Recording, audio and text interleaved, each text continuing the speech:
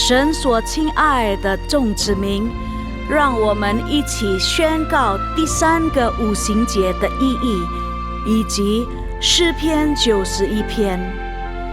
第3个五旬节的意义是什么？第一，第3个五旬节是现代圣灵大大浇灌的时期，远超乎当时在亚述撒街所发生的。第二，第3个五旬节将会是主耶稣再来最大和最后的圣灵收割。第三个五旬节将兴起耶勒米的一代，即被圣灵充满，对主耶稣死心塌地，对罪绝不妥协，并采取行动抢救灵魂的一般年轻人。第四，第3个五旬节是在印度尼西亚诞生，并被推动到列国。这个运动从东方朝到西方，最后回到耶路撒冷。第五，第3个五旬节将赐下能力来完成主的大使命，最后主耶稣就会再来。让我们一起宣告，我们相信神的话。我们一起说诗篇91：住在至高者隐秘处的，必住在全能者的荫下。我要论到耶和华说，他是我的避难所，是我的山寨，是我的神，是我所依靠的。他必救你脱离捕鸟人的网罗和毒害的瘟疫。他必用自己的翎毛遮蔽你，你要投靠在他的翅膀底下。他的诚实是大小的盾牌。你必不怕黑夜的惊骇，或是白日飞的箭，也不怕黑夜行的瘟疫，或是午间灭人的毒病。虽有1000人扑倒在你旁边，10000人扑倒在你右边，这灾却不得临近你。你为亲眼观看，见恶人遭报。耶和华是我的避难所，你已将至高者当你的居所。祸患必不临到你，灾害也不挨近你的帐篷，因为他要为你吩咐他的使者，在你行的一切道路上保护你。他们要用手托着你，免得你的脚碰在石头上。你要踹在狮子和虺蛇身上，践踏少壮狮子和大蛇。神说，因为他专心爱我，我就要搭救他。因为他知道我的名，我要把他安置在高处。他若求告我，我就应允他。他在急难中，我要与他同在。我要搭救他，使他尊贵。我要使他足享长寿，将我的救恩显明给他。哈利路亚，阿们。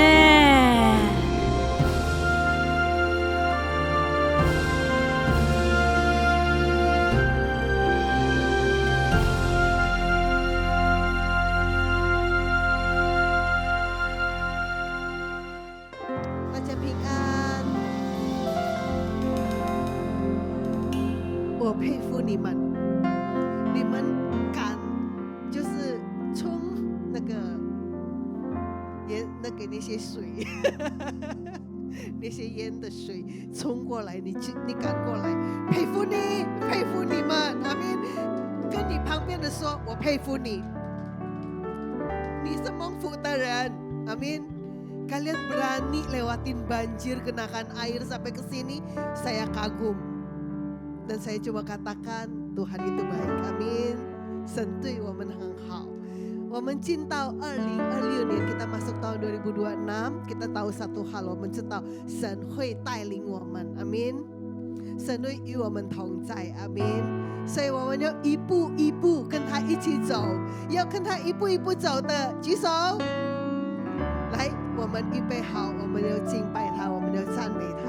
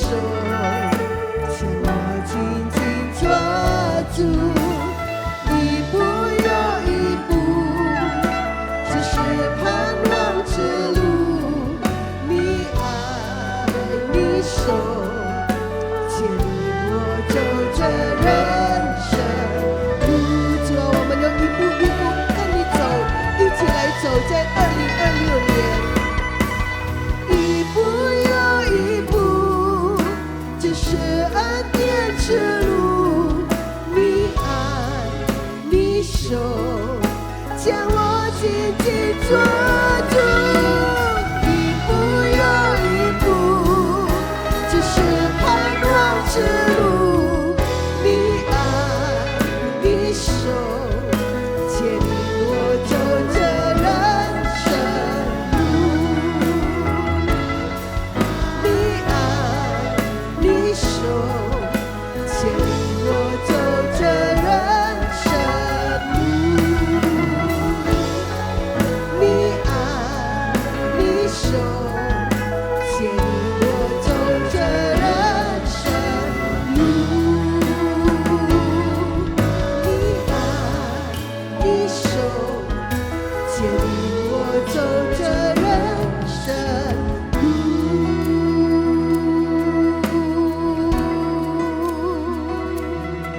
主啊，我们感谢你，你何等的心思，你何等的伟大，我们感谢你带领我们一步一步往前走。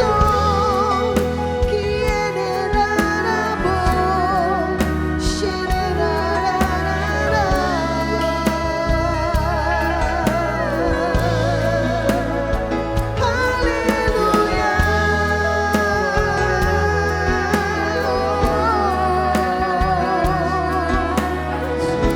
来，我们敬拜他，ayo kita sembah Tuhan.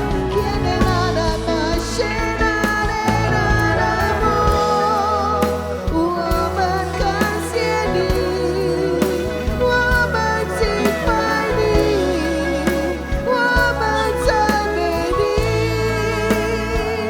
给他的梦，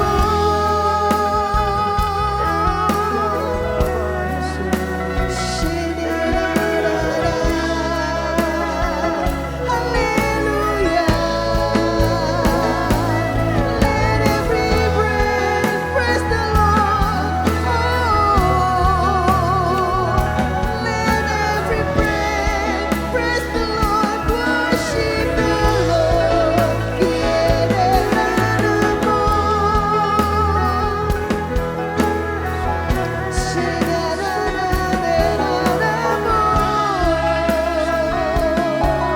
我们感谢你，我们敬拜赞美你，你是永活的神，你是信实的神。我们敬拜你主，我们赞美你，感谢你的信实慈爱。是你的拉波。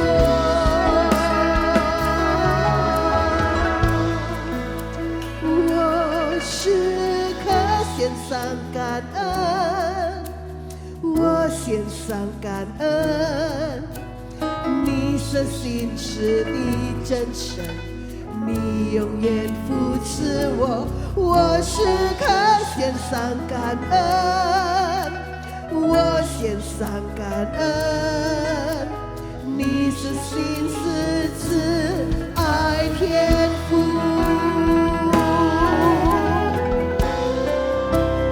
我时刻献上感恩，我献上感恩，你是信实的真神，你永远扶持我。我时刻献上感恩，我献上感恩，你是信实慈爱天父。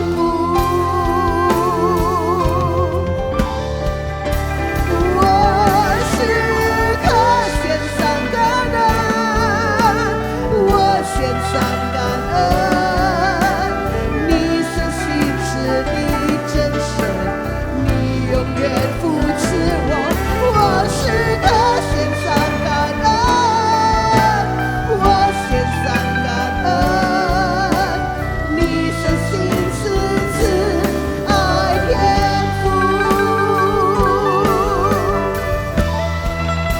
我时刻献上感恩，我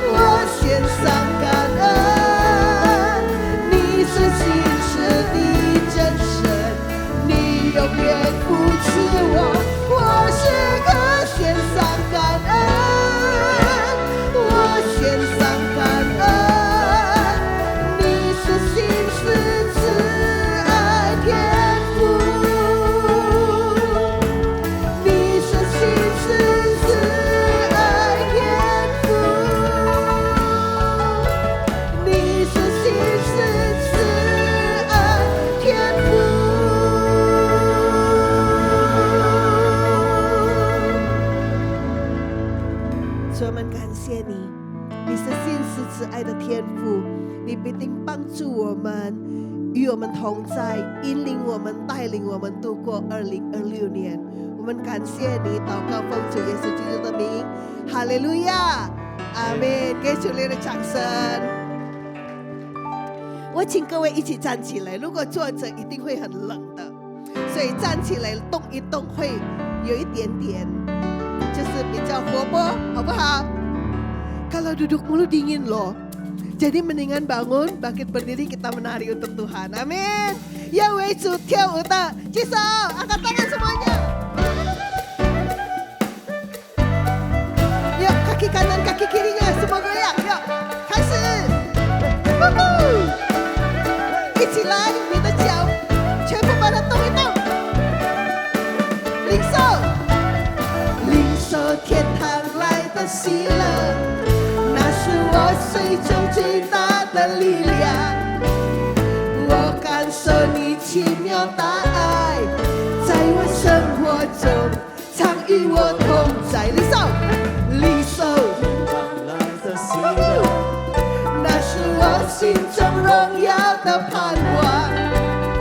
我感受你大能力量，平静，平静我心中极大的风浪。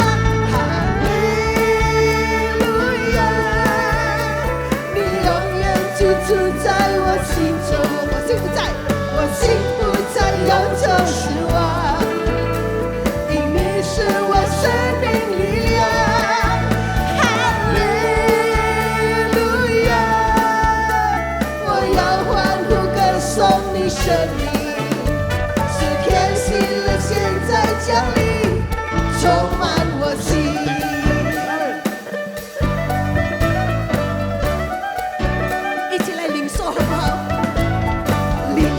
天堂来的喜乐，那是我心中最大的力量。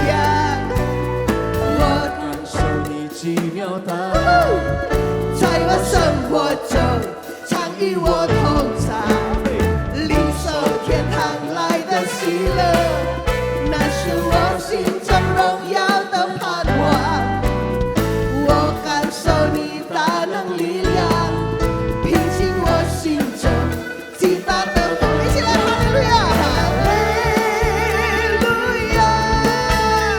你永远居住在我心中，我心不再有这失望。Yes， 因你是我生命力量，哈利路亚！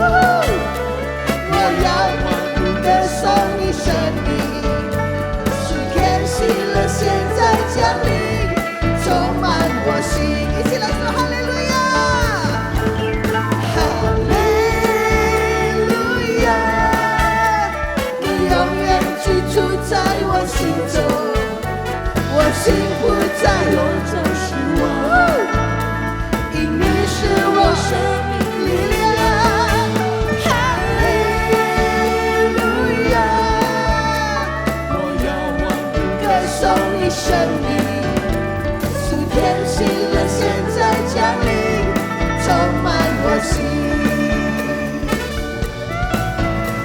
属天喜乐现在降临，充满我心。属天喜乐现在降临，充满我心。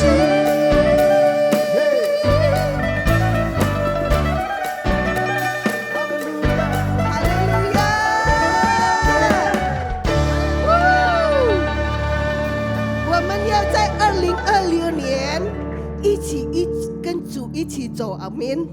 Siapa yang mau jalan bareng sama Tuhan tahun 2026? Jalannya pakai sukacita ya. Yang sila 一起走, 好不好？要吗？哈利路亚！来，我们一起来，跟主一起走。一起来拍手。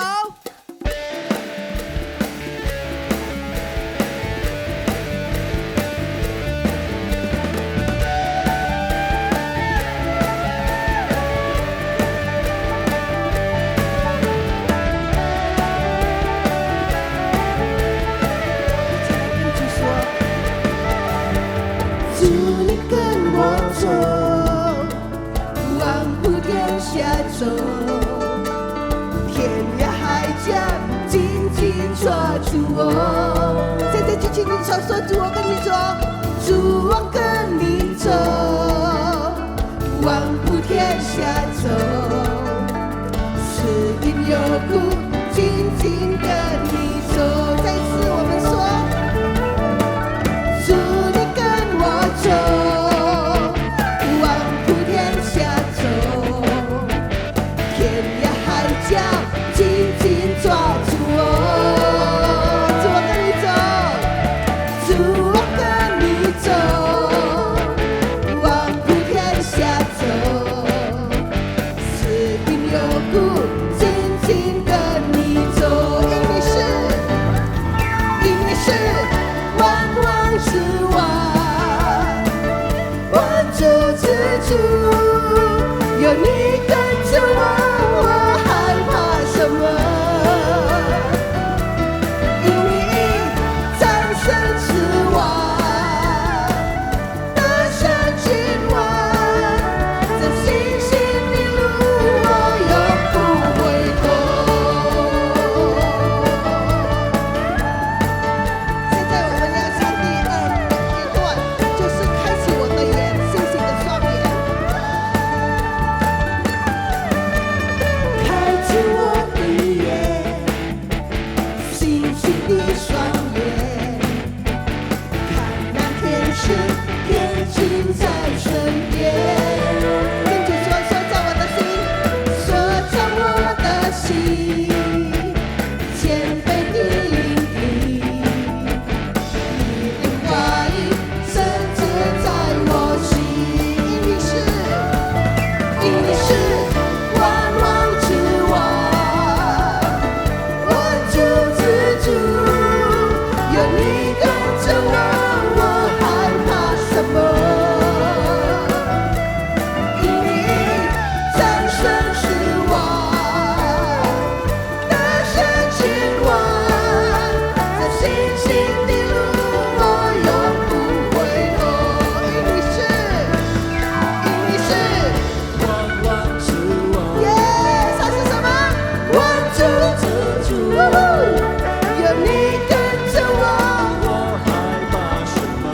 耶，因你战胜死亡，大胜君王，这信心的路我永不回头。因你是万王之王，万主之主，有你跟着我，我不需要害怕。哈利路亚！因你战胜死亡，一起来说大胜君王，大胜君王，有信心的路我永不回头。这信心的路，这信心的路我永不回头。这信心的路我永不回头。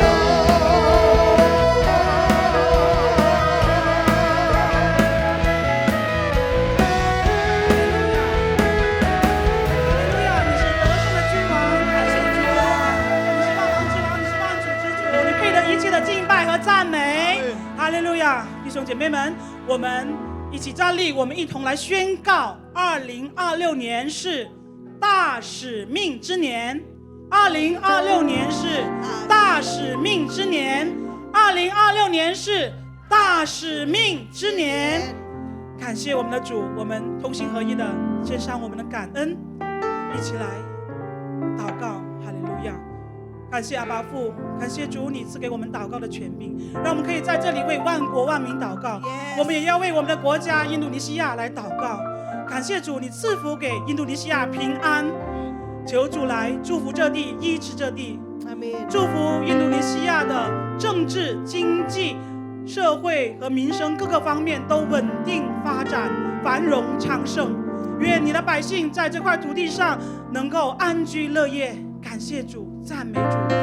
求主也祝福印尼远离战争、瘟疫和各种地震、天灾人祸。主啊，谢谢你，谢谢你大能的手托起印度尼西亚这个千岛之国。感谢你，赞美你，哈利路亚。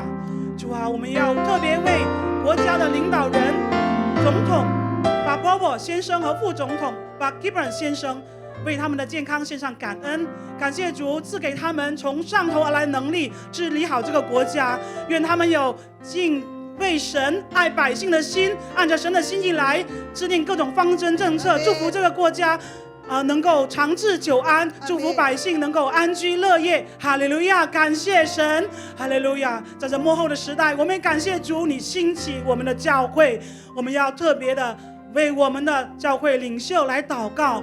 我们为我们的总主任牧师杨东宝牧师和最高督助的主任牧师许彦泽医生牧师，他们的健康献上感恩。感谢主，使他们在年迈的时候仍然身体健康，灵魂兴盛。主啊，让他们不管在什么年纪，只要主你愿意使用他们，他们的服事就能力上加力，恩上加恩，荣上加荣。主啊，感谢你，主啊，你使用他们赐福给你的教会，按着你的意象，按着你的话语，按着那真理来带领好你的羊群，使我们的教会成为荣耀你名的荣耀的教会。哈利路亚，感谢主，也求主来赐福给这2位主任牧师，他们的妻子，他们的儿女，他们的子孙后代。主啊，让他们出也蒙福，入也蒙福，在他们家庭的周围围上篱笆，使他们大大的蒙福，也能成为众人的祝福。哈利路亚，感谢主。主啊，我们也特别为我们的年轻一代教会的耶利米一代兴起，向你呼求，求主你来从小就来引导他们，使他们可以敬畏神，认识主耶稣，教导他们可以顺服圣灵，远离罪恶，使他们可以被主大大的使用，是把你的福音传到地极。因为我们相信主你的应许必要成就。哈利路亚，感谢主，我们将一切的荣耀、颂赞、尊贵、权柄都归给我们在天上的父。感谢主，听我们的祷告，奉主耶稣基督圣名，相信的我们一起说阿们。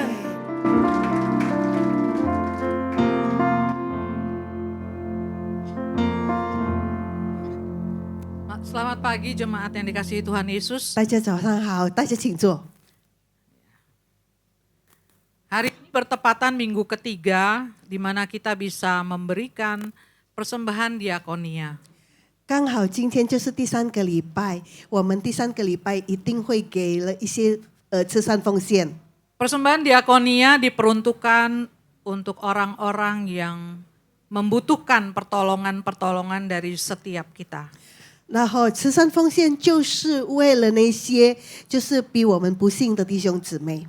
Mari kita siapkan persembahan diakonia kita. 我们大家来预备一下我们慈善奉献。 Sebelumnya kita berdoa.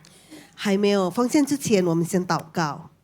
Bapa, di dalam nama Tuhan Yesus Kristus, 天父，奉主耶稣基督的名， terima kasih 感谢你， untuk waktu dan kesempatan 为了你给我们的机会，你给我们的时间， kami boleh memberikan persembahan diakonia Tuhan. 我们能够奉献慈善奉献， Untuk orang-orang yang membutuhkan pertolongan dari setiap kami.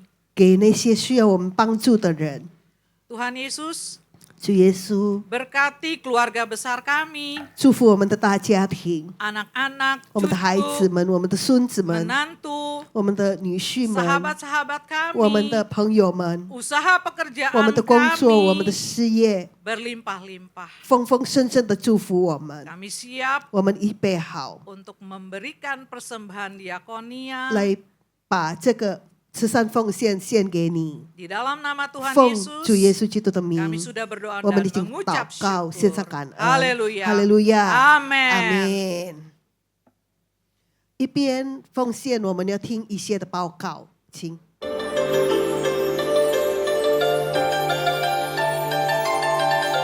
Shalom, berikut kami sampaikan beberapa pengumuman. Ibadah Raya Hari Minggu 25 Januari 2026, pukul 9 waktu Indonesia Barat dilayani oleh PDM Ari Kriswanto. Setiap hari kita selalu sibuk dengan rutinitas kita. Akan tetapi, ada saja kurang-kurangnya. Dan tanpa kita sadari, seringkali kita melakukannya sampai di penghujung akhir tahun ini. Jangan sampai kita merasa ada yang kurang lagi dalam menjalani hidup ini. Mulailah mengisi hari kita dengan membaca dan mengikuti gaya hidup beberapa tokoh wanita inspiratif di Alkitab. Marilah para wanita yang dikasihi Tuhan, mulailah kita memasuki tahun 2026 ini untuk sungguh-sungguh lebih mengisi hidup kita yang lebih inspiratif dan berdampak serta penuh senyum bahagia sesuai dengan kehendak Tuhan. Di ibadah WWPRJ pada hari Kamis 22 Januari 2026 pukul 10 pagi yang akan dilayani oleh Ibu Anita Ratu Edo dengan tema Women Who Inspire, Wanita yang Berdampak, bertempat di ruang Sapphire and Pearl, Integrity Convention Center lantai 9.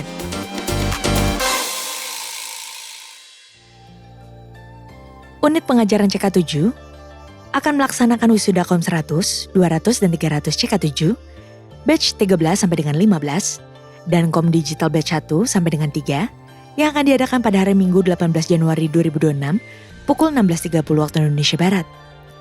Registrasi peserta wisuda dapat dilakukan di WA Group masing-masing batch.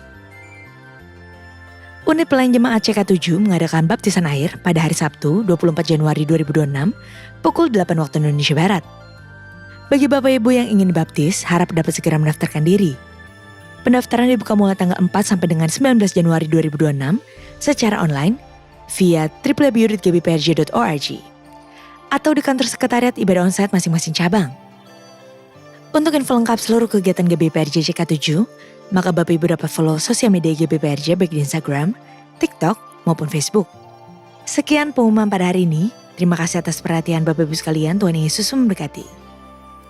我们要听神的话，来，我们预备我们的心。在这个2026年，就是大使命之年，我们真的需要神的眼睛、神的耳朵、神的手、神的脚、神的心，在我们每个人的身上，阿们。让我们可以遵行他所要我们做的。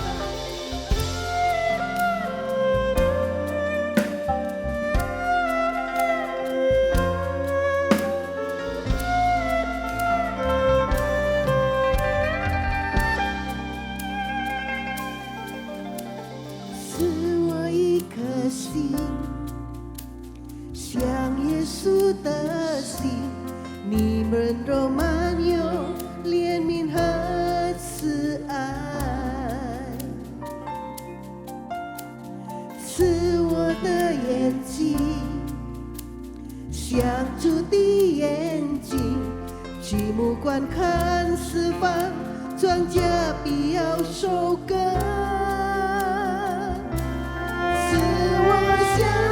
主的手来完成你所吩咐的，赐我像主的脚，行在你美好的计划里，赐给我，赐给我一颗像主的心。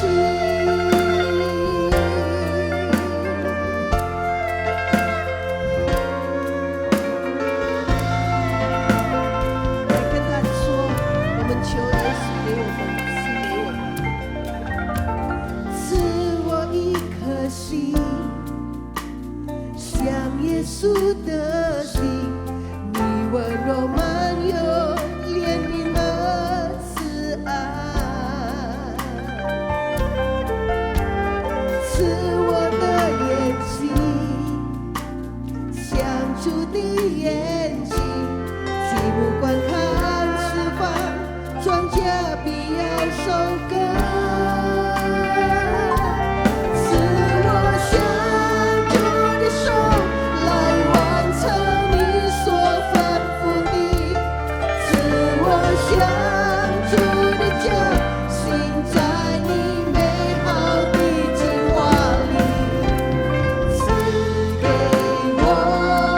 赐给我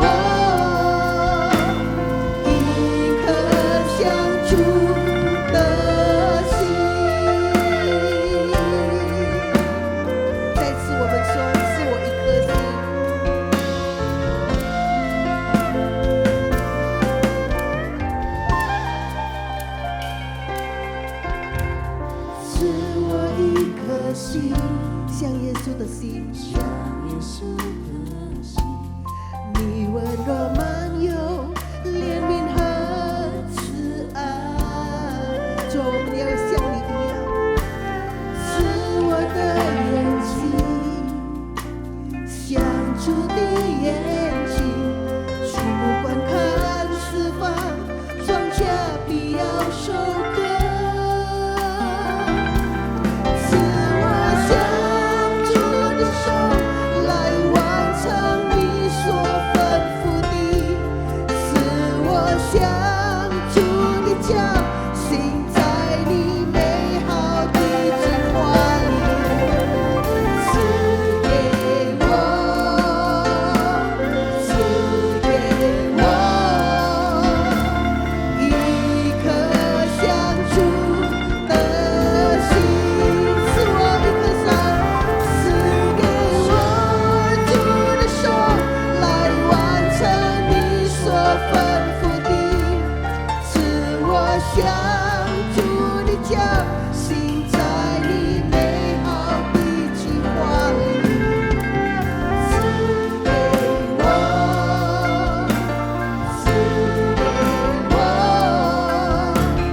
一颗向主的心。我请各位一起站起来，来，我们真正的把这首歌成为我们的祷告，jadikan lagu ini sebagai doa kita. Kita benar-benar minta sama Tuhan，我们真的求神来帮助我们，让我们可以真的在2026年来行神所吩咐我们去做的事。哎，我们举起我们的手，然后跟他说：赐我向主的手来完成你所吩咐的，赐我向主的脚行在你美好的计划里。赐给我，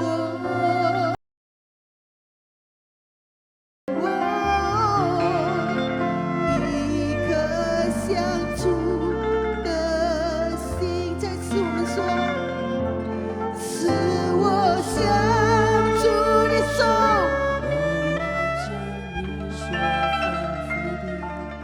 赐我向行在你计划里。赐给我，赐给我一颗向主的心。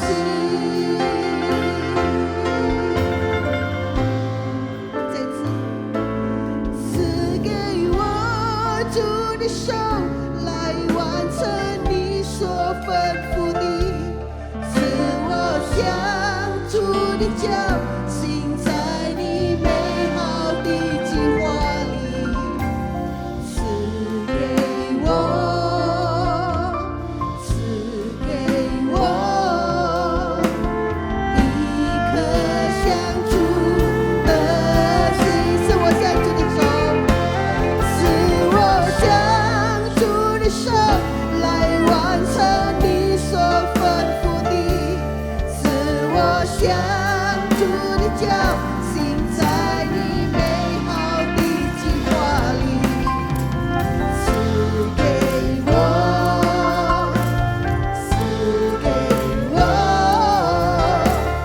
一颗向主的心。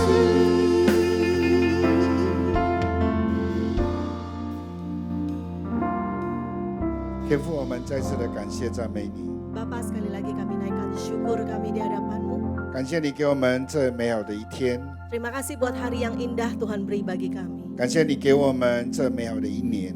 Terima kasih Tuhan beri kami tahun yang baik buat 我 kami. 们宣告说，2026年 Kami mau deklarasikan 2026. 让我们的生命能够成为多人的祝福， Biar hidup kami boleh menjadi berkat bagi banyak orang. 让我们在这有生之年能够成就上帝你要我们成就的事。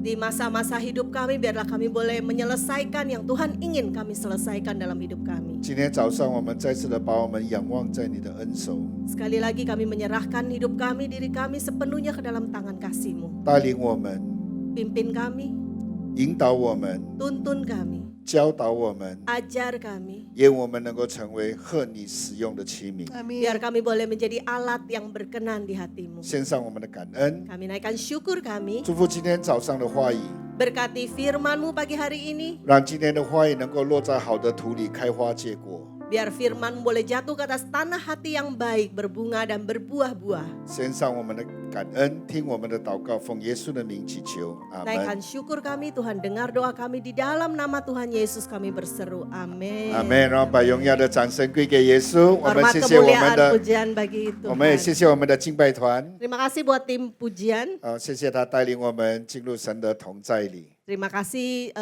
sudah pimpin kita masuk dalam hadirat Tuhan ya. 弟兄姐妹平安， Shalom saudara-saudari semua. 祝福你们2026年能够蒙福蒙恩， Berkati saudara semua penuh dengan berkat, penuh dengan kasih karunia 阿 Tuhan. 门。 Amin. 那今天早上呢，我再次的要谢谢教会的这一个领导，给我这个机会，能够再次的跟你们来分享神的话语。 Pagi ini sekali lagi mau berterima kasih buat pimpinan yang sudah memberikan kesempatan bisa membagikan firman Tuhan di tengah saudara. 那今天早上呢，其实我不知道你们的这一个年度的这一个主题。 Nah, sebenarnya saya tidak tahu ya tema tahunan saudara. 那我进来的时候，我看到的时候是2026年大使命之年。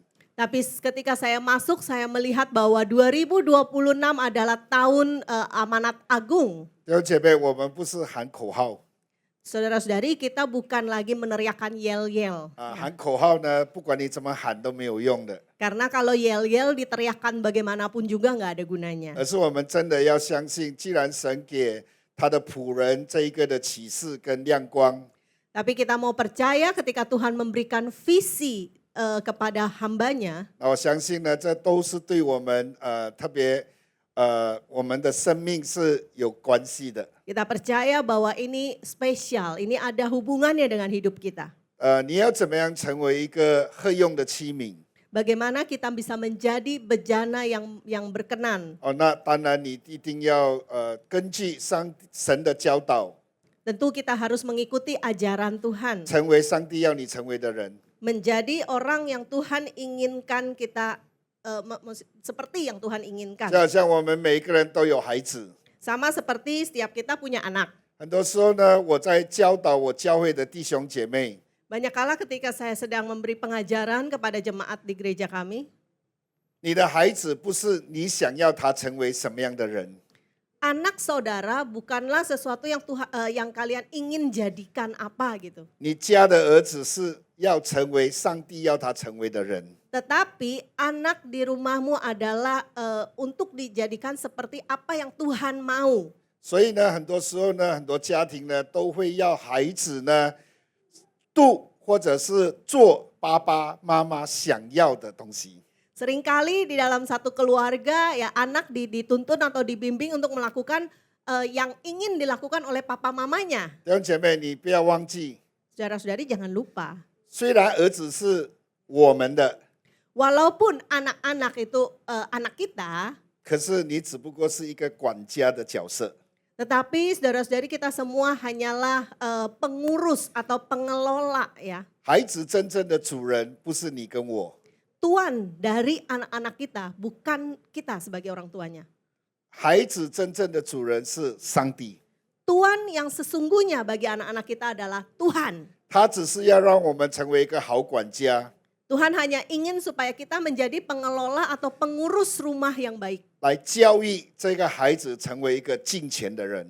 Untuk mengajar anak-anak kita menjadi orang-orang yang saleh. 阿门。 Amen. 所以这个大使命呢， Jadi amanat agung ini 不是告诉我们坐在这里， bukan mengajarkan kepada kita untuk duduk di sini, 是叫我们出去外面， tetapi menginginkan untuk kita pergi 把外面的人带进来。 untuk membawa orang-orang di luar sana masuk ke 如 dalam. 果你了解马太福音28章 Kalau saudara mengerti Matius 28, 第18节，他就很清楚的告诉你， ayat 18 sudah sangat jelas 他 memberitahukan 说 kepada 天 kita. 上地下所有的权柄都已经给了耶稣，所以你们要去。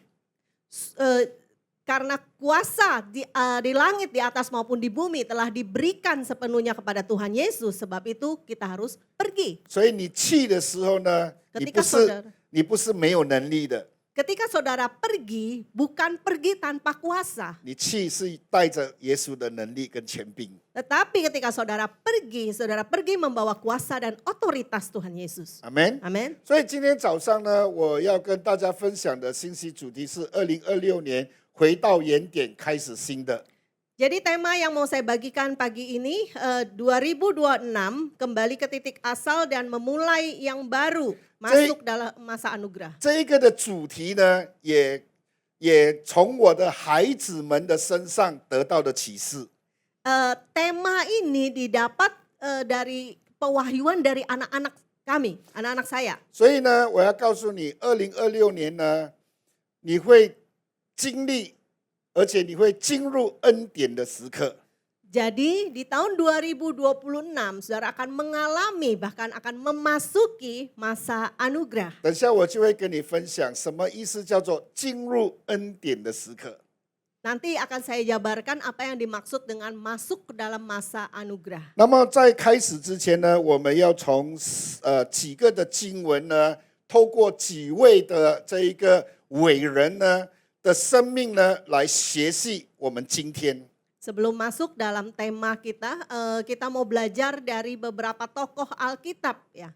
那我们首先从出埃及记第2章11到12节，我们来看这一处的经文。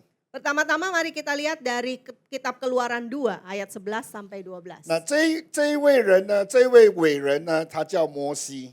Dan tokoh ini yang kita pelajari namanya Musa. OK， 我们从这个经文来看呢，这里说，我用印尼文来读就好了哈。中文的都是要听印尼文还是中文的？ Mau dengar Mandarin atau Indonesia? 啊，中文啊，中文啊，随便没有随便的，在这神的教就是一就是一，二就二，没有随便的。你要什么，然后我们就以中文来或者是以印尼文来读啦，哦，省时间印尼文。 Oke, langsung dibacakan dalam bahasa Indonesia Keluaran 2 ayat 11 sampai 12. Pada waktu itu ketika Musa telah dewasa, ia keluar mendapatkan saudara-saudaranya untuk melihat kerja paksa mereka. Lalu dilihatnyalah seorang Mesir memukul seorang Ibrani, seorang dari saudara-saudaranya itu. Nah. Ia menoleh ke sana sini dan ketika dilihatnya tidak ada orang, dibunuhnya orang Mesir itu dan disembunyikannya mayatnya di dalam pasir. 那首先第一个伟人呢是叫摩西。 Pertama-tama tokoh yang Alkitab yang kita lihat adalah Musa. 待会我就会告诉你关于摩西的生命。 Nanti kita akan beritahukan mengenai kehidupan seorang Musa. 那第二个伟人呢，我们要看的是创世纪第35章1到3节，我们要看这个伟人是谁。 Tokoh yang kedua kita akan melihat dari kitab Kejadian 35 ayat 1 sampai 3. Mari kita lihat siapa orang ini. Allah berfirman kepada Yakub, bersiaplah, pergilah ke Betel, tinggallah di situ dan buatlah di situ mezbah bagi Allah yang telah menampakkan diri kepadamu ketika engkau lari dari Esau kakakmu. Lalu berkatalah Yakub kepada seisi rumahnya dan kepada semua orang yang bersama-sama dewa asing yang ada di tengah-tengah kamu. Tahirkanlah dirimu dan tukarlah pakaianmu. Marilah kita bersiap dan pergi ke Betel. Aku akan membuat mezbah di situ bagi Allah yang telah menjawab aku pada masa kesesakanku dan yang telah menyertai aku di jalan yang kutempuh. 那我们直接跳到这个约翰福音第21章1到11节。 Di 21 章. Baik. Oke, kita masuk ke 21 dalam baik. slide berikutnya dan berikutnya lagi ya. Yohanes 21 ayat 1 sampai 11. 再来，lagi satu. Oke, next. Ya, kemudian Yesus menampakkan diri lagi kepada murid-muridnya di pantai Danau Tiberias. Dan ia menampakkan diri sebagai berikut. Di pantai itu berkumpul Simon Petrus, Thomas yang disebut Didimus, Nathanael dari Kana yang di Galilea, anak-anak Zebedeus dan 2 orang muridnya yang lain. Ketika Simon Petrus berkata kepada mereka, aku pergi menangkap ikan. Kata mereka kepadanya, kami pergi juga dengan engkau. Mereka berangkat lalu naik ke perahu, tetapi malam itu mereka tidak menangkap apa-apa. Ketika hari mulai siang, Yesus berdiri di pantai Akan tetapi murid-murid itu tidak tahu bahwa itu adalah Yesus. Kata Yesus kepada mereka, "Hai anak-anak, adakah kamu mempunyai lauk pauk?" Jawab mereka, "Tidak ada." 那所以今天早上呢，我要透过雅各、摩西跟这一个门徒们，包括彼得他们的这个生命经历，来跟你分享关于2026。 Saudara, pagi ini saya mau membagikan kepada saudara melalui tokoh-tokoh ini, yakni Musa, Yakub, dan murid-murid Tuhan Yesus, termasuk Petrus di dalamnya, 所以 mengenai mereka. 简单的说，2026年呢，它不是一个普通的一年。 Dengan kata lain, 2026 bukan tahun yang biasa. 那弟兄姐妹，今年呢是一个非常，我们说在属灵界里面呢，它是一个非常关键的一年。 Jadi di dalam kerohanian, dalam sisi spiritual, 2026 adalah tahun yang sangat penting. 那个 slide 可以 ，OK，呀。所以呢，这里说呢，2026年呢是一个决定你未来走向的一个年份。 Di sini dikatakan tahun 2026 adalah tahun yang menentukan arah masa depan. 也是一个我们要进入的季节，圣经称之为恩典的时刻。 Juga merupakan suatu musim yang akan kita masukin yang Alkitab sebut sebagai masa anugerah. 那所谓的恩典是什么意思呢？ Yang dimaksud anugerah itu apa? 有人解释恩典就是说，今天呢，如果你做错事情呢，上帝有恩典给你， Ada 原 yang 谅你的意思。 Ada yang mengatakan anugerah itu artinya misalnya ketika kita melakukan kesalahan, tapi Tuhan mengampuni, Tuhan tetap menerima, saudara, itu namanya anugerah. 可是弟兄姐妹，我们不是只是单单停留在这里而已。 Tetapi kita tidak hanya berhenti di situ saja. 这里的恩典呢，也指向说什么呢？当神要呼召你成就一些事情，虽然你软弱，上帝会有更大的恩典给你去做成。 Hal ini juga mengatakan bahwa ketika Tuhan menginginkan saudara melakukan sesuatu, tetapi saudara tidak mampu untuk melakukannya, Tuhan memberikan anugerahnya yang memampukan kita menyelesaikan tugas itu. 简单说，你的力量，比如说在50%， Misalnya tenaga saudara atau kemampuan saudara hanya di 50%. 可是进入到今年呢，上帝会给你 extra bonus， 就去到80%。 Tetapi memasuki tahun ini Tuhan akan memberikan bonus ekstra sehingga kekuatan saudara bisa mencapai 100%. 就像我们中间的弟兄姐妹，你有开车的人， Seperti di antara saudara ada yang bawa mobil, 92的油跟95的油跟97的油是不一样的。 jadi jenis minyak itu ya seperti Pertamax, terus Pertamax Plus dan sebagainya ya. Jadi yang kadarnya 92, 92的油是 98, 普通 beda-beda. 油， 92 kadar 92 itu biasa. 我们说常规油。 Kita sebut sebagai BBM biasa. 那95呢，就比92就来得更强劲了。 Yang kadar 95 itu lebih hebat dari si 92. 那么97呢，就更有劲了。 Dan 97 itu lebih mantap lagi. 哦，如果你买油的话，92的油有可能1公升，你们算是我们马币是2块钱。 Misalnya kalau beli minyak yang kadar 92, kita mungkin 2 ringgit harganya per liter. 这个是政府补贴给你2块钱。 Ini kalau bisa sampai 2 ringgit itu pasti ada subsidi dari pemerintah. 如果原价是2块6。 Karena kalau misalnya harga asli 2,6. 如果你要打更好的油，95油的话，有可能你要付更多，那是3块4。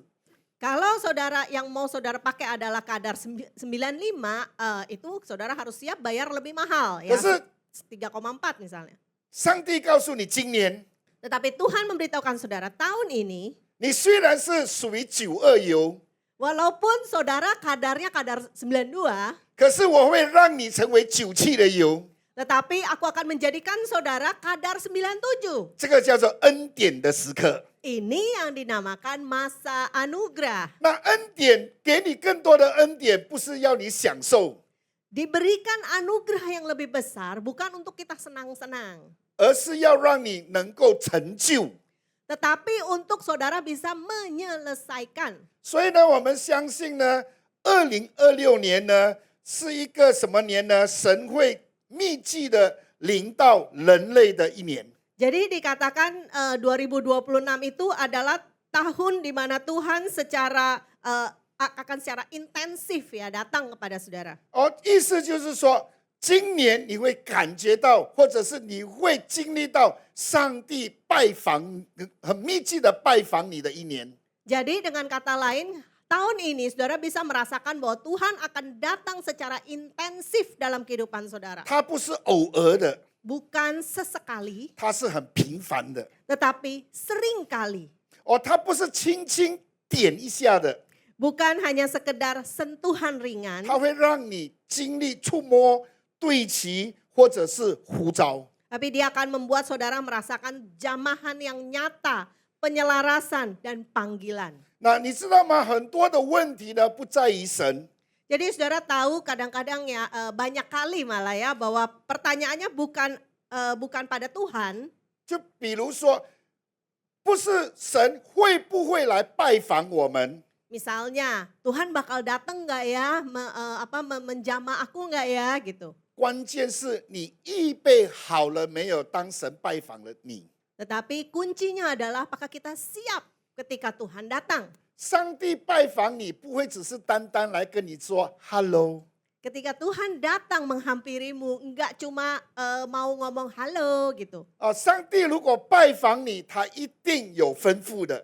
Tetapi ketika Tuhan datang menghampirimu, pasti ada tugas atau ada satu pesan yang diberikan. 所以我感谢赞美神， Puji Tuhan, 我们感谢赞美神。 kita memuji Tuhan, 我相信 bersyukur. 坐在这里的弟兄姐妹， Saya percaya saudara-saudari yang duduk di tempat ini, 这么多年你们坐在这里， sudah bertahun-tahun saudara duduk di tempat 我 ini, 相信你已经被真理装备了。 saya percaya saudara sudah diperlengkapi dengan kebenaran. 你不是坐在这里等棺材 Dan saudara bukan duduk di sini untuk menanti peti mati. 人生不是出世就等死。 Jadi kehidupan itu bukan hanya sekedar lahir terus nunggu menanti kematian. 虽然我们华人的墓碑， Walaupun batu nisan orang Tionghoa, 当一个人死的时候会写着多少年出生，多少年死。 ketika seseorang tutup usia akan ditulis tahun lahir sampai tahun meninggalnya. 你有没有发觉到，从出生到死，它中间有一个杠？ Saudara perhatiin nggak dari lahir sampai dia meninggal di tengah-tengahnya kan ada strip ya, ada tanda minus gitu. 那个杠是什么意思呢？ Apa yang dimaksud strip itu? 那个杠就是说，你活着的时候你在干什么？ Itu maksudnya ketika saudara masih hidup ngapain aja. 那个过程你经历了什么？ Proses di situ tuh saudara alami apa aja. 你经历什么？你学了什么？ Apa yang sudah saudara alami, apa yang sudah saudara pelajari. 所以在这里呢，我冒犯了要这样子的对长辈们说， Jadi maaf ya saya memberanikan diri untuk berbicara kepada para senior di tempat ini. 不要跟你的儿子，不要跟你的孙子说呢，你吃的盐多过他吃的米，你走的桥多过他走的路。 Jadi jangan katakan kepada anak atau cucumu, garam yang kumakan lebih banyak dari nasi yang kau makan, atau jembatan yang kulalui lebih banyak dari jalan yang kau lalui. 很多年轻人一听到这样子的话，会觉得我们这些长辈呢，就好像倚老卖老。 Banyak anak muda yang mendengar kata-kata ini akan merasa orang-orang tuanya ini lagi menyombongkan usianya yang tua itu ya. 我们感谢赞美神，如果上帝让我们活得更久， Puji Tuhan kalau Tuhan izinkan kita punya umur yang lebih panjang. 而是要让我们子子孙孙知道我们的敬畏在哪里。 Itu supaya anak cucu kita boleh tahu rasa hormat kita itu kepada siapa. 所以今天早上呢，我要告诉大家，2026年回到原点。 Jadi pagi ini saya mau beritahu kepada saudara untuk di 2026 kita kembali ke titik asal. 它是进入你的人生的命定。 Yaitu untuk masuk ke dalam panggilan hidupmu. 那什么意思呢？ Apa maksudnya? 有一些人说，我活到70岁了，还有命定吗？ Mungkin ada yang berkata, saya sudah usia 70 tahun, masih ada panggilan kah? 我要告诉你，你还活着，你还是要进入命定。 Saya mau beritahukan saudara, selama saudara masih hidup, saudara harus masuk ke dalam 在 panggilan. 座的长辈们，我在说，我们的人生不是等进棺材， Karena saya mau beritahukan kepada para senior di tempat ini ya, bahwa kehidupan kita bukan hanya menanti masuk peti mati. 很多人听到回到原点， Banyak orang yang berpikir, oh kembali ke titik asal, 好像是怎么重新来过， seakan-akan seperti memulai dari awal. 或者是反应是一个失败、倒退，或者是被打回原来。 Atau mungkin kalah, gagal, jadi makanya balik lagi ke titik asal gitu ya. 那回到原点，它不是一个惩罚， Tetapi kembali ke titik asal itu bukan suatu hukuman, 而是更新后重新出发。 melainkan memasuki fase yang baru dengan kehidupan yang telah diperbarui. 所以你们的教会今天告诉你们，2026年要回到原先上帝拣选你的目的，就是要去使万民做主的门徒。 Jadi tahun 2026 gereja memberitahukan kepada kita untuk kembali ke titik asal, yaitu di mana Tuhan memberikan pesan kepada murid-muridnya, pergi jadikan semua bangsa. 回到原点，它不是说把你的旧有的生命就是带回来， Kembali ke titik asal bukan berarti mengembalikan kehidupan lamamu ke kehidupan sekarang gitu. 我不知道你有没有听过，很多时候人就这样子说，特别在年头的时候， Saya tidak tahu apakah saudara pernah mendengar ucapan seperti ini khususnya di awal tahun. 很多人进入新的一年， Banyak orang memasuki tahun yang baru, 他们都会这样子的说： mereka akan berkata demikian. 难过，难过，年年过。 Susah tapi tiap-tiap tahun lewat juga. 2025年的年头，他也说难过，难过，年年过。 Di awal tahun 2025 mereka bilang susah tapi ya lewat juga. 那进入到今年的2026年，他也重复2025年的这个话语：难过，难过，年年过。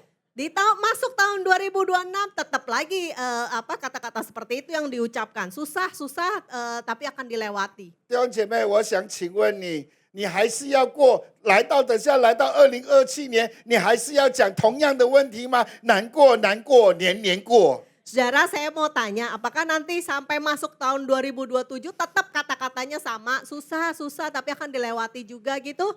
所以弟兄姐妹，回到源头的意思， Jadi saudara-saudara kembali ke titik asal, 或者是回到 artinya 原点的意思， ketika kembali ke titik semula itu artinya 而是你从之前所经历过的、所念经过的这些的果实，你今年要活出来。 jadi buah dari hasil pengalaman atau proses saudara di masa lalu dinyatakan, maksudnya buahnya itu dinyatakan di tahun ini sekarang. 好像我们夫妻， Seperti suami istri, 好像我跟我太太， seperti saya dengan istri saya. 自从我娶了我太太过后， Sejak saya menjadikan dia istri, 我说，当我有了太太时候， ketika saya punya istri, 我说我的生命加添了很多的喜乐。 hidup saya penuh dengan sukacita, semakin bertambah-tambah sukacitanya. 或者是我的生命加添了很多惊喜。 Atau boleh dikatakan hidup saya penuh dengan surprise, kejutan-kejutan. 我的太太有时候会给我 surprise 的。 Karena istri saya kadang suka memberikan surprise atau kejutan buat saya. 就好像我的家里有一个这样子的规矩啦，Misalnya di rumah kami ada satu peraturan. 什么是小事，什么是大事。 Apa yang dimaksud dengan perkara kecil, apa yang dimaksud dengan perkara besar. 我的师母时常告诉人， Jadi ibu pendeta istri saya ini suka beritahukan kepada orang-orang. 她说小事是她做， Katanya kalau perkara kecil dia yang ngerjain. 大事是牧师去做。 Oh, maksudnya perkara kecil ya dia sang istri yang mengerjakan. Tapi kalau perkara besar itu suami yang mengerjakan. 可是什么是小事，什么是大事，由她来定。 Tetapi yang mana perkara kecil dan yang mana perkara besar itu istri yang menentukan. 你明白是吧？这个就是你生活的乐趣吗？ Saudara mengerti ya? Jadi inilah suka dukanya kehidupan. 所以呢，你知道吗？结婚了过后， Jadi saudara setelah menikah, 你才知道原来你身边有一粒榴莲。 saudara baru menyadari bahwa di samping saudara ada sebuah durian. 可是很多时候你却没有察觉，你也是一粒榴莲。 Tetapi banyak kali saudara nggak sadar bahwa diri saudara sendiri pun adalah 啊， durian. 其实你知道吗？上帝就把两粒榴莲放在一起， Jadi saudara sadar nggak sih Tuhan itu menempatkan dua buah durian bersama-sama. 两粒猫山王磨来磨去， Jadi dua musang king yang saling bertubrukan satu dengan yang lain. 迟一点它就变红毛榴莲。 Nanti lama-kelamaan jadi rambutan. 那个红毛榴莲有没有听过？比较软的。 Ya, rambutan. 不是rambutan，它是一个它榴莲它是叫红毛榴，它里面是白色，外面是青色的。 Oh, sirsak 啊， jangan-jangan. 西萨，对对对对，西萨， Ya. 对对对。 Jadi itu setelah melewati ini ya gesekan satu dengan yang lain nanti si durian jadi sirsak. 那所以2026年从这个回到原点，它不是告诉我们，它的意思就是说，你不是要重新做人， Jadi 2026 yang dimaksud dengan kembali ke titik asal bukan berarti memulai lagi dari awal. 而是要带着更新的生命来进入新的阶段。 Tetapi kita membawa kehidupan yang sudah diperbarui, kita memasuki suatu fase yang baru. Next，所以我们从雅各来看他的生命。 Yuk kita belajar kehidupan Yakub. 那雅各的生命是一个非常狡猾的生命。 Jadi kehidupan Yakub adalah kehidupan yang licik ya. 他在还没有经历神的时候呢，他是骗神骗人的生命来的。 Jadi ketika dia belum memasuki kehidupan yang ditentukan oleh Tuhan, dia itu seorang yang bisa membohongi Tuhan, 就比如 membohongi 说 sesama. 他为了 Misalnya, 要得到长子的身份，他用一碗红豆汤骗他的哥哥。 demi mendapatkan hak kesulungan, dia ambillah sup kacang merah untuk ngebohongin kokonya. 哦，来 upgrade 一点， Jadi untuk dia mengupgrade atau menaikkan levelnya. 就是从他的爸爸那里骗哥哥的祝福。 Jadi dari papanya, dia membohongi papanya untuk mendapatkan berkat yang mestinya untuk abangnya. 所以是谁教这个雅各骗爸爸的？ Siapa yang ngajarin Yakub bohongin papanya? 啊，就是他的妈妈。 Ya ibunya ya. 所以我们古人有一句话说 Jadi ada pepatah kuno mengatakan, 慈母多败儿。 ibu yang baik seringkali membuat anak yang maksudnya jadi tidak baik gitu ya, jadi kalah. 世界上的妈妈都非常爱儿子的， Jadi ibu-ibu di dunia itu sayang sama 因 anak-anaknya. 为妈妈她9月怀胎， Karena mama yang mengandung selama 9 bulan. 9个月在妈妈的怀抱里， 9 bulan ada dalam pelukan mama. 这个是爸爸感受不了的， Ini yang tidak bisa dirasakan oleh papa. 爸爸绝对不知道他的酸甜苦辣。 Papa itu pasti nggak akan tahu ya asam manis dan pedasnya rasa 所以只 itu. 有妈妈知道。 Hanya mama yang 所以 tahu. 妈妈这么多的经历，这个孩子的出世，你说他不是一个宝吗？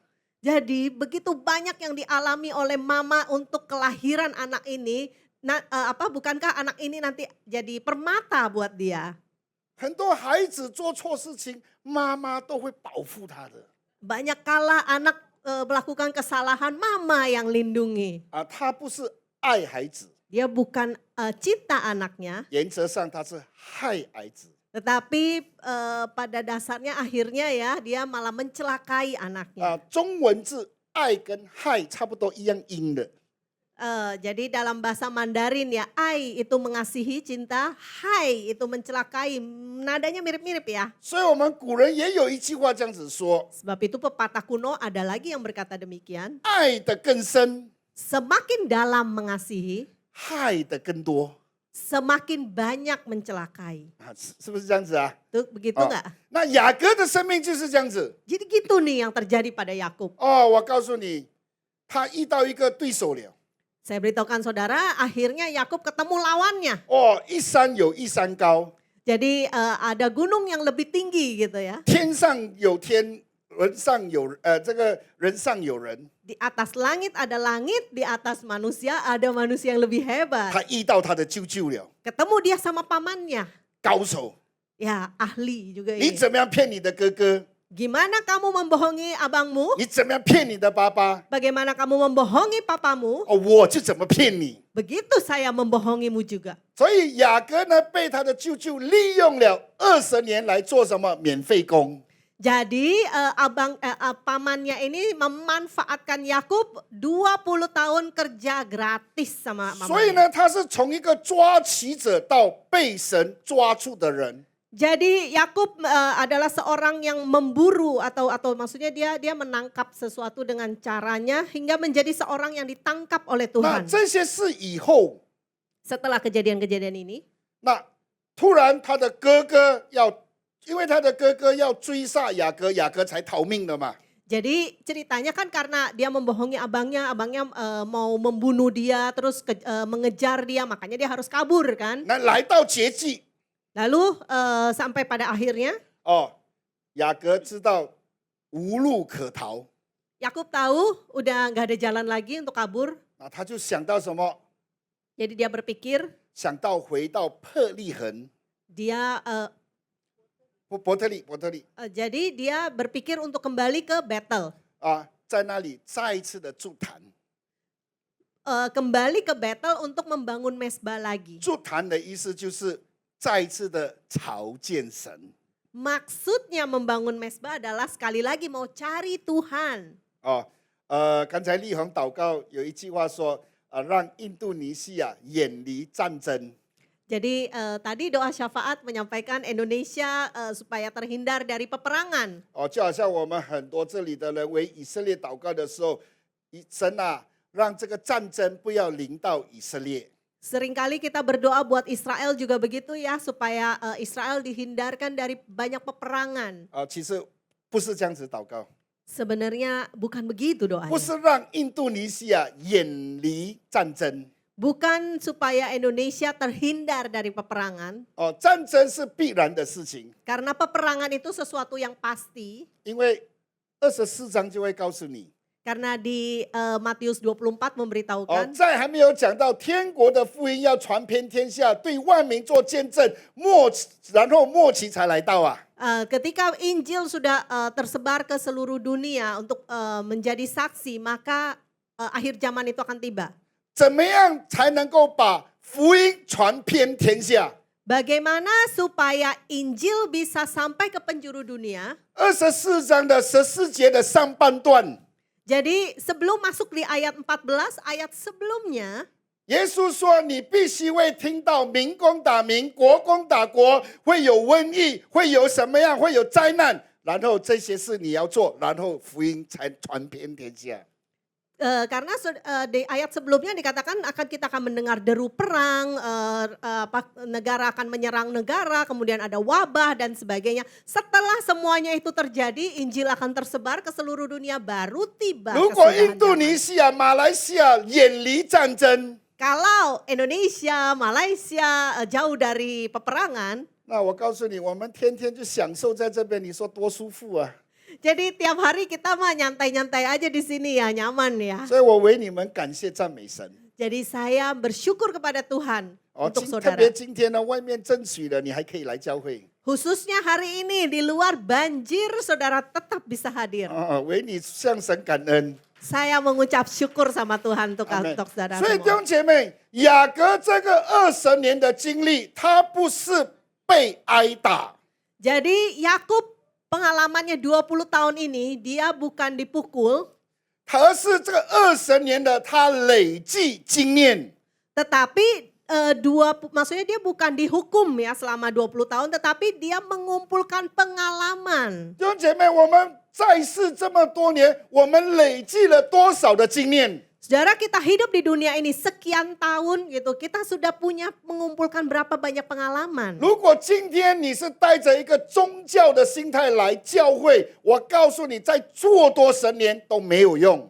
Kalau saudara cuma hanya menjalankan religi saja, saya beritahukan saudara berapa puluh tahun lagi saudara duduk di sini juga nggak ada gunanya. 这几十年你累积的经验，会不会让你更爱神？ Tetapi pengalaman yang saudara kumpulkan sepanjang bertahun-tahun ini apakah membuat saudara semakin mengasihi Tuhan? 如果这个经历不能够让你更爱神、更贴近神，那么这些的苦难、这些的经历，就是让你被挨打而已。 Kalau pengalaman bertahun-tahun ini tidak membuat saudara semakin cinta Tuhan, semakin takut Tuhan, semakin intim dekat dengannya, maka saudara itu hanya merupakan satu pukulan atau hukuman saja buat saudara. 我用最简单的跟你解释， Dengan bahasa yang sederhana, 你吃饭的目的是为了什么？ saudara makan nasi, tujuannya apa? 吃是为了什么？ Makan itu supaya apa? 很多人都是说吃为了饱足，让肚子饱足嘛。 Banyak orang yang bilang makan supaya kenyang kan, biar perutnya kenyang. 所以你吃多一点，那你就等病来咯。 Jadi saudara makan semakin banyak, jadinya tinggal nunggu penyakitnya datang 弟 ya. 兄姐妹，有多少人你是吃为了健康？ Saudara, berapa banyak orang yang makan demi kesehatan? 如果你吃为了饱足，为了享受，那你就要小心。 Kalau saudara makannya cuma demi kenyang, demi enak, ya saudara harus hati-hati. 在你们城市的医生就会唱一首歌给你听。 Dokter di kota saudara akan nyanyi demikian. 我终于等到你来了， Akhirnya aku tunggu kau tiba. 哦，他就会唱这首歌给你听。 Dia akan nyanyi lagu ini buat saudara. 所以弟兄姐妹，雅各他的经历告诉我们，这20年他不是白受，而是累积这个经验，然后呢，爱神，回到神的身边。 Jadi 20 tahun pengalaman ini Yakub mengajarkan kepada kita, dia bukan maksudnya sia-sia, tetapi dia mengumpulkan pengalaman yang membawa dia kembali kepada Tuhan membangun mesbah. 所以从雅各的名字，他改变成为以色列这个名字。 Sehingga Yakub Tuhan memberikan nama yang baru, berubah menjadi Israel. 阿门。 Amin. 他的生命成为一个偷取的生命，成为一个祝福的生命。 Seorang yang hidupnya memburu, merampas gitu ya, tapi dia akhirnya menjadi seorang yang ditangkap oleh Tuhan. 他从依靠自己转成为依靠上帝， Dari dia mengandalkan diri sendiri menjadi dia mengandalkan Tuhan. 从他祭拜偶像转移祭拜创造宇宙万物的上帝。 Dari dia menyembah berhala menjadi dia menyembah Tuhan pencipta langit dan bumi. 这个就是回到原点， Ini yang dimaksud kembali ke titik, 回到 Asal 新的人。 kembali menjadi orang yang baru. 阿门。 Amen 第二个人物，我们来看摩西。 Tokoh yang kedua, mari kita lihat Musa. 那摩西刚才我们从开始读的经文是说到他在他有生之年年轻的时候，我们说他血气方刚。 Kita tadi melihat ya, sudah membaca dalam firman Tuhan ketika dia muda, dia itu penuh dengan sifat kedagingan, emosian. 他想要为神做事， Dia maksudnya sih pengen kerja buat Tuhan, 可是他是用血气来做事， tetapi dia lakukan itu dengan kedagingan, dengan emosi. 所以呢，他做了一件事情，就是打死了这个埃及人。 Jadi yang dia lakukan adalah dia membunuh orang Mesir. 那这一个的代价换回什么？他要逃难。 Jadi dia harus bayar harga dengan apa? Dia harus melarikan diri. 所以呢，他在逃难的时候进入到旷野的里头。 Ketika dia melarikan diri, dia masuk ke padang gurun 这40年旷野的生涯， dan menjalani hidup selama 40 tahun di padang gurun. 我告诉你弟兄姐妹，我们没有住过旷野，你不知道旷野的生活是怎么样的。 Saudara, kita ini bukan orang-orang yang tinggal di padang gurun, jadi kita nggak tahu kehidupan padang gurun itu seperti apa. 我感谢神，就是当我第一次去到以色列的时候， Puji Tuhan, saat pertama kali saya ke Israel, 以前呢我读圣经的时候， dulu waktu saya baca firman Tuhan, 因为没有看过旷野， karena nggak pernah lihat padang gurun, 因为没有去过旷野， karena nggak pernah pergi ke 完 padang 全不 gurun, 知道什么叫旷野 jadi nggak ngerti tuh padang gurun tuh apa. 所以我们看圣经的时候， Jadi ketika baca Alkitab, 我们这个住在马来西亚、印度尼西亚， kita kan yang tinggal di Malaysia, Indonesia. 我不是说我们的国家很好。Saya nggak mengatakan bahwa negara kita bagus banget. 我们的国家是比上不足，比下有余。 Negara kita sih nggak lebih hebat dari negara hebat, So, tapi 我们- sih lebih baik 我 dari 们绝 negara-negara 对 yang 不会感 hebat. 受到旷野的感受。 Jadi kita udah pasti nggak akan merasakan namanya kehidupan padang 特 gurun. 别我最早的时候，我读圣经的时候， Khususnya waktu awal-awal saya baca Alkitab, 我说才走旷野10多天， baru di padang gurun 10 hari. 哇，就开始埋怨这个埋怨那个了。 Udah mulai deh bersungut-sungut inilah itulah. 我说真的是成何体统。 Bener-bener ya. 有一次我第一次去以色列， Suatu kali saya berkesempatan ke Israel pertama kali. 我是从埃及一直走到以色列去， Jadi 走到 saya- 约旦，然后进以色列。 Jadi dari Mesir ke Yordan masuk Israel. 那个时候呢，也不知道是谁安排的时间。 Saya juga nggak tahu waktu itu siapa yang ngatur waktunya. 我们马来西亚虽然人家讲没有四季，我时常告诉国外的朋友说，我们马来西亚也有四季。 Walaupun dikatakan Malaysia ini bukan 4马来西亚、musim. 印度尼西亚。 Oh di Indonesia walaupun tidak 4 musim. 可是我告诉很多在国外的朋友说，我说你们的国家是春夏秋冬。 Tapi saya beritahukan kepada teman-teman di sana mengatakan bahwa Indonesia ya 印度 ada Malaysia 啦，我说你们国外是有春夏秋冬。 di luar negeri itu ada 4 musim kan ya. 我说我们也有四季， Kami juga ada 4 musim. 可是我们不是春夏秋冬， Tapi 4 musim kita bukan musim semi, musim gugur, musim dingin, musim 我 panas. 们的四季是热，很热，非常热，超级热。 Musim kami adalah panas, sangat panas, banget gitu. 所以是我们马来西亚的人、印度尼西亚的人，我们可以感受，对不对？ Ini yang kita bisa rasakan ya orang-orang Indonesia, orang-orang Malaysia. 国外人绝对感受不了的。 Nah, mereka orang-orang luar negeri pasti nggak bisa 我那一 ngerasain. 次，我那一趟的旅程， Jadi perjalanan saya waktu itu 不知道是谁安排的， nggak tahu dah siapa yang ngatur ya. 安排到我去到埃及40度， Ketika saya tiba di Mesir 40 derajat. 哇，我们这种已经受够热了的人， Kita ini udah ngerasain panas yang udah 我 cukup 们 ya. 在马来西亚脂油都出很多了的人， Di Malaysia aja lemaknya aja udah bisa netes 去 gitu. 到那边还要再出脂油啊！ Sampai di sana masih perlu diperas lagi nih lemaknya. 你知道你在那个的感受，一出酒店，我告诉你就要想回家了，要回去酒店了。 Rasanya itu ya ketika kita melangkah keluar dari hotel, aduh udah pengen buru-buru balik lagi ke 我告 hotel. 诉你，一出去走没有2步又要跑上巴士上了。 Jadi baru jalan keluar ya, belum ada 2 langkah udah pengen balik lagi ke bus. 那个热，我告诉你， Saudara panasnya 我们没 itu, 有经历过40度、45度的热度啊！ kita kan nggak pernah ngalamin yang 40 derajat, 45 derajat. 哇，我那一趟不懂是谁安排的， Jadi saya nggak tahu dah itu perjalanan siapa yang ngatur. 又没有做功课， Nggak melakukan PR. 没有做功课啊，没有做好好功课啊！ Oh ya, nggak mengerjakan PR ya. 哇，去到那边热到半条命。 Sampai di sana tuh bener-bener panas banget. 它其中一个旅游点 Dan salah satu tempat wisatanya 啊，你不是要去埃及吗？ kan mau ke Mesir tuh. 啊，那你是要走进去那个埃及那边嘛？ Jadi kita kan mesti masuk. 我告诉你，我才下巴士没有多久，我就开始说什么天呐、 Baru turun dari bus saya sudah langsung teriak, aduh ini cuaca apa sih? 那你知道你真正的走进那个旷野寸草不生的地方啊？ Jadi saudara melangkah memasuki padang gurun di mana rumput pun nggak bisa tumbuh. 我都还没有一天呐、 Belum sehari itu. 只是下巴士才啊， Baru turun bus loh. 我就说什么天呐、 Itu saya udah langsung nanya, ini cuaca apa sih? 那请问一下，那个是什么？ Saudara ini apa? 那不是叫抱怨吗？ Itu namanya apa? Sungut-sungut kan ya? 我就回想 Saya langsung mulai mengingat-ingat. 我在马来西亚读圣经的时候， Waktu saya di Malaysia, saya baca firman 读 Tuhan. 到这些人在旷野的埋怨。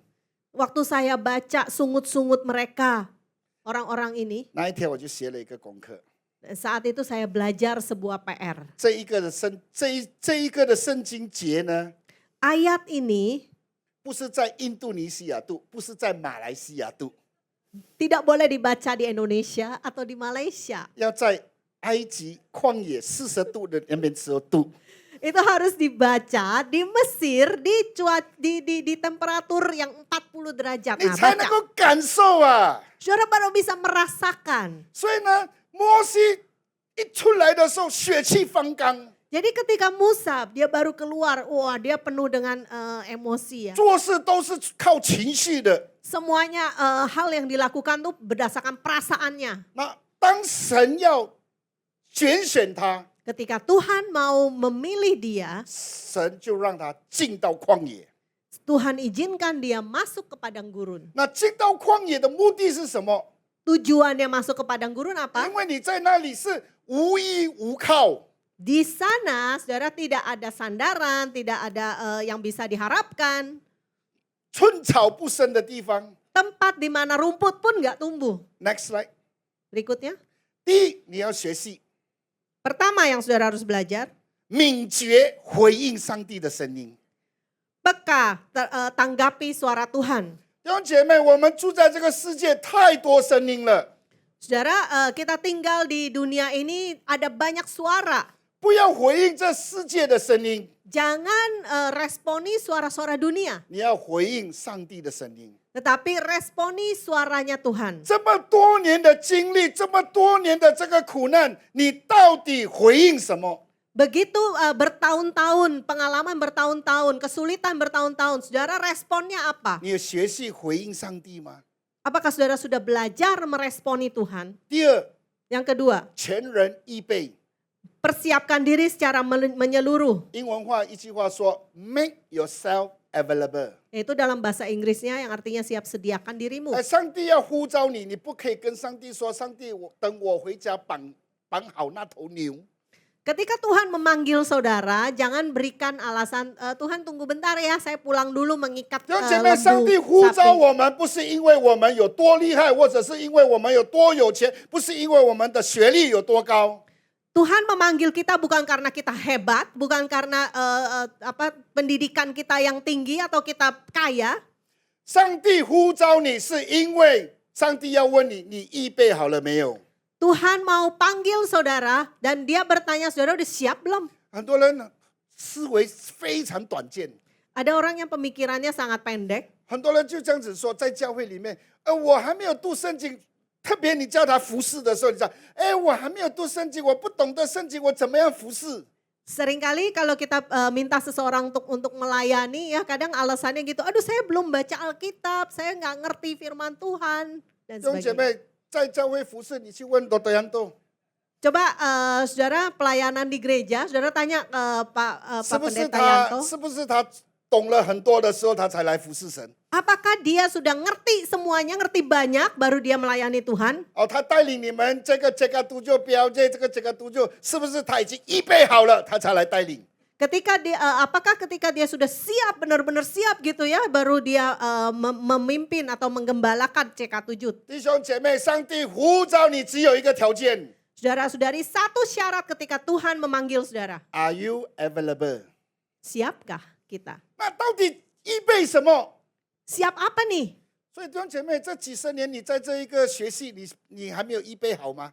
Dalam bertahun-tahun kita sudah belajar sejauh ini, kita belum siapkah? 那你的职业、你的专业，就是在预备你进入你的合场。 Jadi keahlian saudara itu sebenarnya sedang mempersiapkan saudara memasuki ladang ini. 我现在有2个身份， Sekarang saya punya 2 status. 在这里我是牧师， Di sini saya pendeta. 我在外面我是生意人。 Di luar sana saya adalah seorang pedagang, entrepreneur. GBE 的整个教会的这一个领导层，是不是做大生意的人？ Bukankah pemimpin-pemimpin di GBI juga pengusaha-pengusaha besar?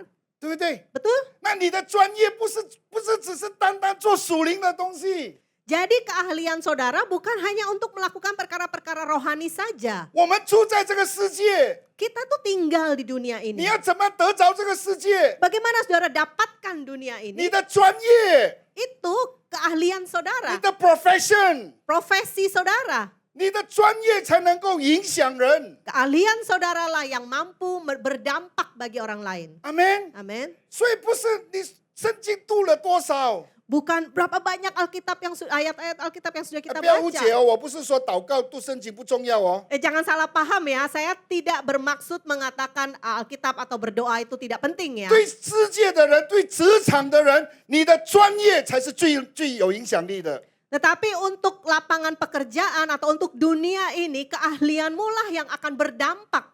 摩西，上帝为什么拯救他？从他婴孩的时候，把他放在皇宫里面。 Kenapa Tuhan sudah menyelamatkan Musa sejak bayi? Dari sejak bayi Tuhan sudah menempatkan dia di dalam istana. 你说他成为一个王子，他有没有影响力？ Dia menjadi seorang pangeran ya. Bukankah dia berdampak? 他如果成为一个王子，他是不是自然拥有的那种影响力？ Bukankah sebagai seorang pangeran sudah pasti secara otomatis dia punya otoritas itu? 而他不懂得用这个身份来成为影响。 Tetapi dia tidak mengerti menggunakan statusnya, kedudukannya itu untuk berdampak. 他用情绪， Dia pakai nafsunya, 他用暴力， dia pakai kekuatan fisik. 所以上帝说 Sebab itu Tuhan katakan, 你还是不明白， kamu ini masih belum ngerti. 我送你进旷野。 Ya udahlah, aku kirim kau ke 所以 padang 弟兄姐 gurun. 妹，你知道为什么很多时候你的生命要进入到旷野？ Jadi saudara-saudara tahu mengapa kadang-kadang kehidupan saudara harus masuk ke padang gurun? 因为在这里你还不懂得学功课啊。 Karena sampai di sini saudara masih belum ngerti belajar dari pengalaman. 所以很多时候祷告有没有能力？ Jadi apakah doa itu penuh kuasa?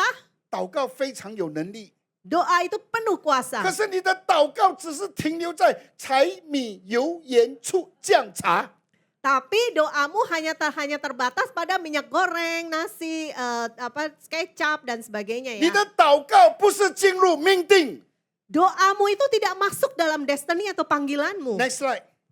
所以呢，在彼得的经历的里头， Dan kita masuk dalam pengalaman Petrus. 那彼得的经历是什么？整夜劳力，什么都得不着。 Apa yang dialami oleh Petrus? Petrus bekerja keras sepanjang 这里也 malam 告诉 gak 我 dapat 们 apa-apa. Ini juga memberitahukan kita. 不要老用你的老套的东西来做你的事情。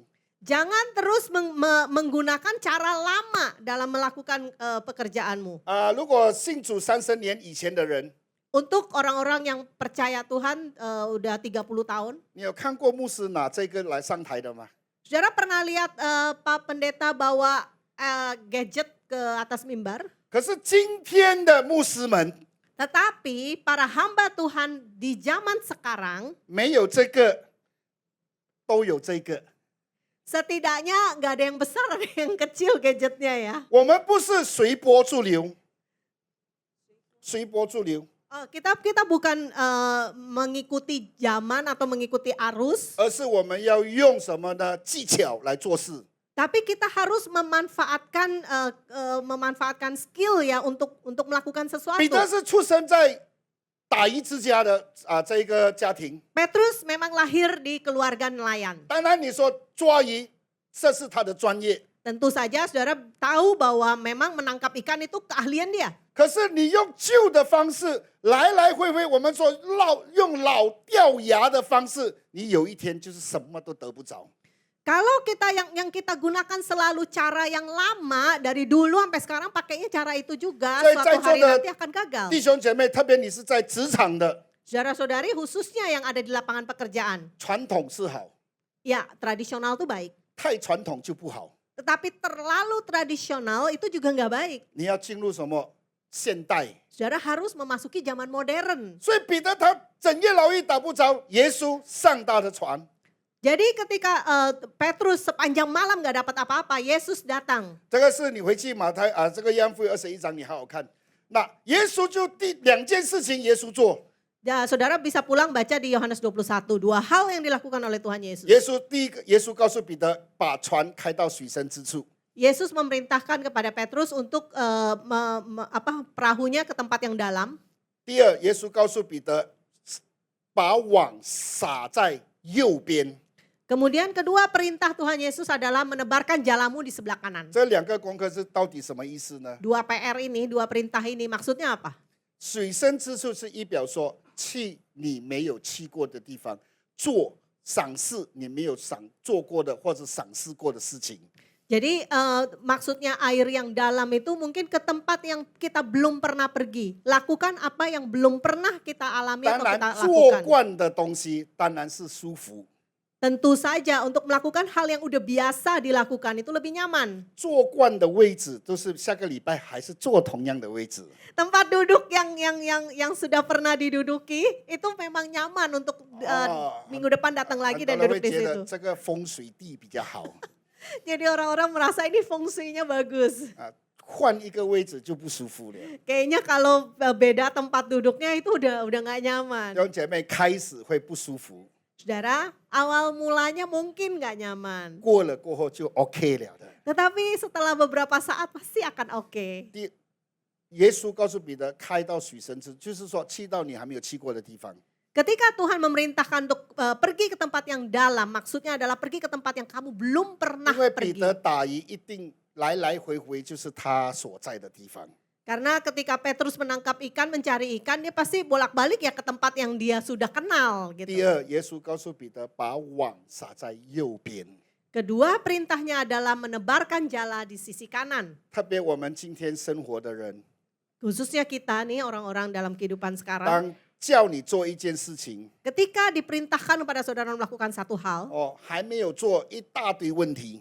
sebelum dilakukan aja udah banyak pertanyaannya. 为什么是我？ Kenapa saya? 为什么要这样子做？ Kenapa harus begini? 为什么今天要去那边？ Kenapa hari ini harus ke 很 sana? 多为什么？ Banyak kenapanya. 那耶稣在这两件事情要教导我们今天， Hari ini melalui dua perintah ini Tuhan mau ajarkan kita. 他不是左边或右边， Bukan masalah kiri atau kanannya. 他的关键就是全然顺服， Poin pentingnya adalah taat sepenuhnya. 完全顺服。 Sepenuhnya taat.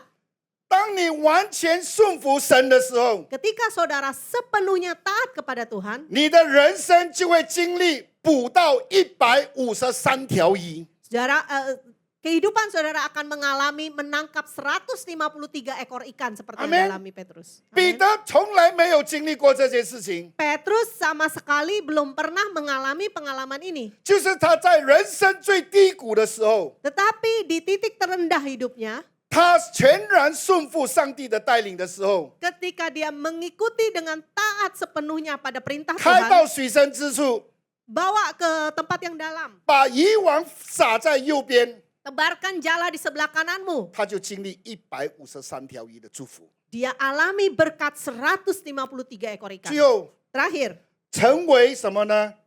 成为神国的祝福， menjadi berkat bagi kerajaan Allah. 不再争血气， Tidak lagi mengandalkan kedagingan atau emosi, 不再抓住， tidak lagi memburu, 不再停留在伤口， tidak lagi berhenti di tengah duka, 而相反是被神触摸， melainkan dia dijamah oleh Tuhan, 预备好， siap sedia, 随时在右边下网打鱼的人， siap sedia untuk menebarkan jala di sebelah 为 kanan, 神国预备好的新造之人。 menjadi ciptaan baru yang disiapkan untuk kerajaan Allah. 所以我相信2026年， Saya percaya 2026, 上帝要让你的经历，你曾经所发生过的事情， Tuhan ingin menjadikan pengalaman saudara, hal-hal yang pernah saudara alami, 进入到2026， memasuki 2026 ini, 开始新的一个点， bisa menjadi titik awal yang baru, 然后成为一个新造的人， menjadi ciptaan baru, 进入上帝为你预备的命定。 memasuki panggilan atau destiny yang Tuhan sudah siapkan bagi saudara. 你会看到，从现在开始， Saudara akan melihat mulai saat ini, 你不是难过，年年过， bukan susah-susah tiap tahun tapi lewat juga, 而是你进入的这个恩典的时刻，你就成为2026年的祝福的开始。 jadi memasuki masa anugerah 2026 ini saudara akan menjadi berkat bagi banyak orang. 我最后我要告诉大家， Terakhir saya mau beritahukan saudara, 我在这6个月里面， di 6 bulan terakhir ini 是我的29年的服侍的最兴奋的一个时候。 ini adalah 1 tahun dari 29 tahun melayani, ini adalah tahun yang paling exciting buat saya. 我告诉你，我看到年轻人，我的生命怎么样成就年轻人？ Saya bisa melihat bagaimana kehidupan saya bisa menolong bagi orang-orang muda. 看到年轻人怎么样回应神， Melihat bagaimana anak-anak muda mereka meresponi Tuhan 用他的专业， dengan keahlian mereka, 用他的才华， dengan talenta 用他 mereka, 们的才干 dengan kemampuan mereka, skill mereka. 来抓起153条鱼。 Bagaimana mereka kemudian menangkap 153 ekor ikan. 所以我在这里要祝福大家在这里的2026年， Di sini saya mau memberkati setiap saudara di tahun 2026. 回到你的原点， Kembali ke titik asalmu. 活出上帝的要你活出的生命。 Jalani hidup yang Tuhan ingin saudara jalani. 神祝福你们， Tuhan memberkati 阿 saudara. 门。把时间交给主席。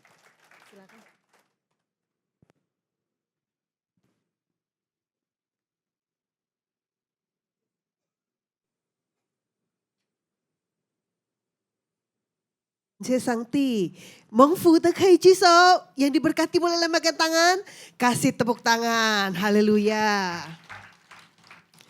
现在我们要奉献，如果你需要奉献袋，你可以跟你旁边的同工要，yang memerlukan amplop persembahan boleh minta dengan pengerja yang ada di sekitarnya。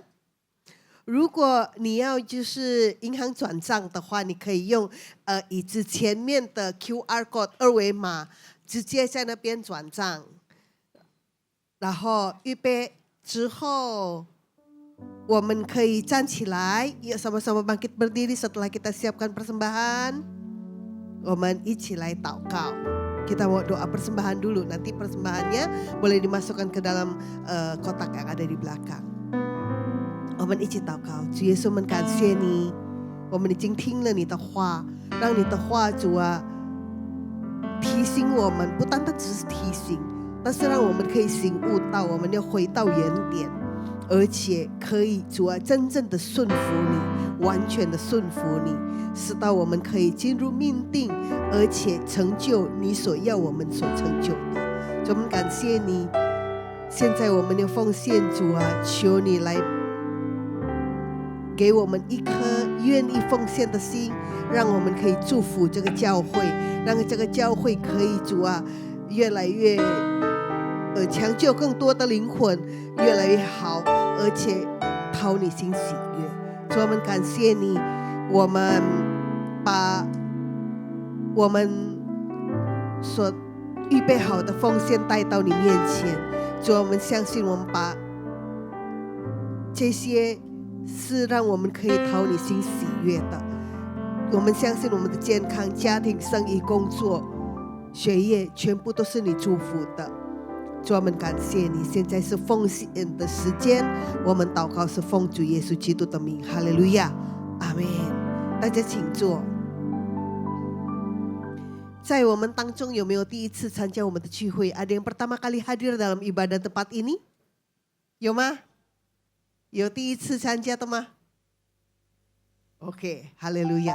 如果没有的话呢，就是请你的亲戚朋友下个礼拜跟着你一起来到这个地方，哈利路亚。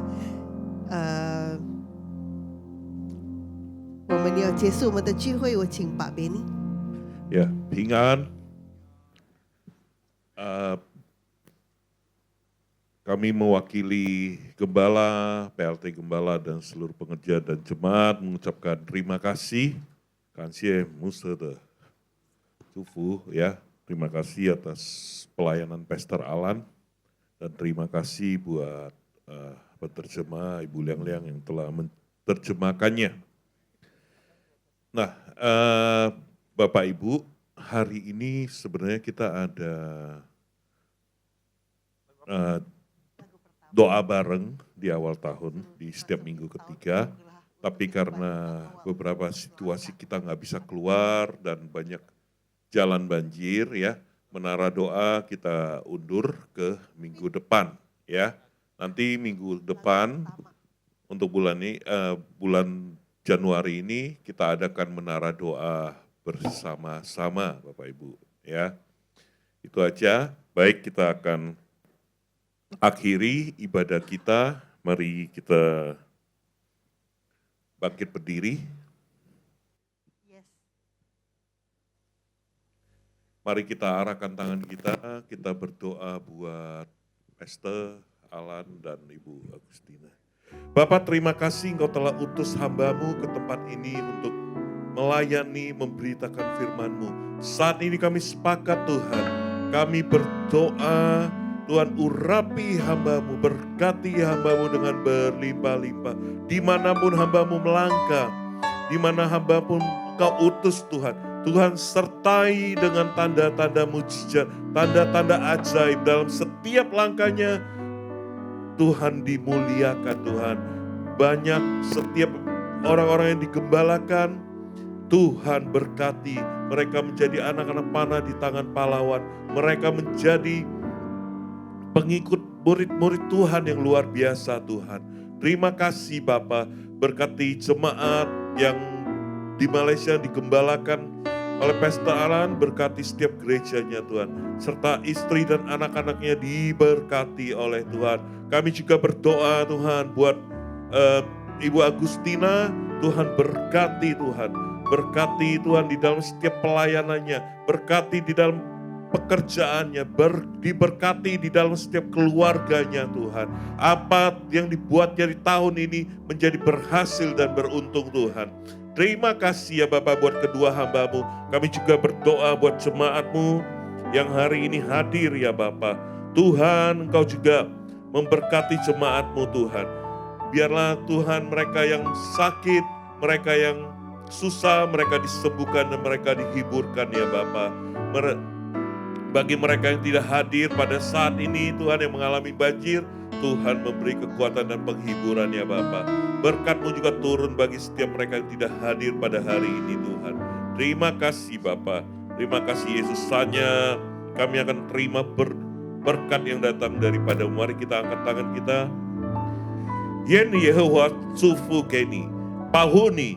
愿耶和华使他的脸光照你，赐恩给你。愿耶和华向你延连赐你平安，领受从上帝的祝福，上帝的吩咐的恩典祝福给你。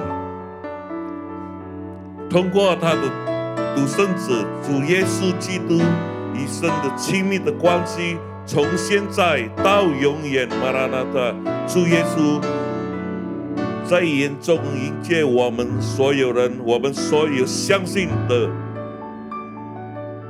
一起都说阿们。主耶稣祝福大家。Selamat hari Minggu, Tuhan Yesus memberkati. Shalom saudara, tahukah saudara bahwa DNA gereja kita sejak awal didirikan adalah pemulihan Pondok Daud yang bicara mengenai pemulihan doa, pujian, dan penyembahan. Oleh karena itu, penyembahan selalu menjadi fokus yang sangat diperhatikan dalam gereja kita. Tuhan Yesus dalam Yohanes 4 ayat 23 mengatakan bahwa penyembah yang benar akan menyembah Bapa dalam roh dan kebenaran. Dalam ayat itu, kata menyembah diterjemahkan dari bahasa Yunani proskuneo yang artinya seperti seekor anjing yang menjilat tangan tuannya. Anjing hanya dapat menjilat tangan tuan yang dikasihi dan dipercayainya. Jika saudara coba mengulurkan tangan kepada seekor anjing yang tidak dikenal, kemungkinan besar respon anjing itu bukan menjilat, tetapi menggigit tangan saudara. Jadi, menyembah tidak terlepas dari kasih dan percaya. Dalam Mazmur 135 ayat 15-18, pemazmur menuliskan mengenai berhala buatan tangan manusia, mempunyai mulut tetapi tidak dapat berkata-kata, mempunyai mata tetapi tidak dapat melihat, mempunyai telinga tetapi tidak dapat mendengar, juga nafas tidak ada dalam mulut mereka. Statement berikutnya dari pemazmur mungkin mengejutkan bagi kita. Dikatakan bahwa seperti itulah jadinya orang-orang yang membuatnya, semua orang yang percaya kepadanya. Dengan kata lain, seseorang akan menjadi serupa dengan apa yang dia sembah. Orang yang percaya atau mempercayakan diri kepada sesuatu akan menjadi serupa dengan hal itu. Jadi sekarang kita bisa tahu apakah seseorang itu benar-benar menyembah Tuhan atau tidak. Bila seseorang yang katanya suka menyembah Tuhan namun semakin serupa dengan dunia, siapa yang sesungguhnya dia sembah?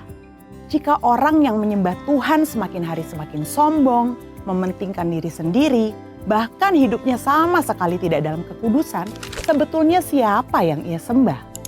Sepertinya dia bukan menyembah Tuhan, karena karakteristik itu sama sekali tidak mencerminkan karakter Tuhan kita, Yesus Kristus. Tuhan Yesus selama pelayanannya di dunia pernah menegur dua ekspresi penyembahan yang salah.